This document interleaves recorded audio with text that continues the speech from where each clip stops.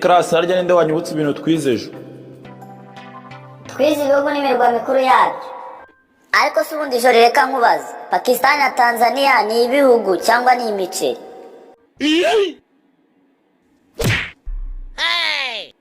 Ni ibihugu we mayoneze, kandi ntuzongeye kumbaza icyo kibazo.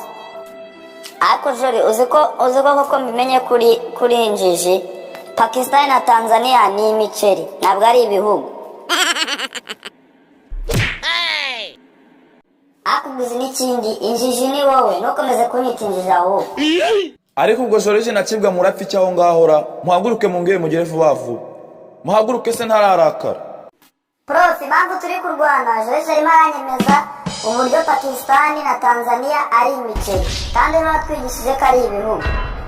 None se nyine Prof, ibyo mvuga si ukuri, Pakistan na Tanzania si amoko y'imiceri? Aha yemwe ngaho mureke tubireke, kandi musohoke mujye gukina. None se Prof, turajya gukina saa moya za mu gitondo aribwo tukinjira, ahubwo dusobanure niba Tanzania na Pakistan ari ibihugu cyangwa ari umuceri. Ndavuze ngo mujye gukina we, kandi mugire vuba vuba. Bravo, ni mushiki wa Joriji Banete. Nabasabaga ko mwakanda follow cyangwa subscribe kugira ngo mujye mubona komedi ziwe. Murakoze.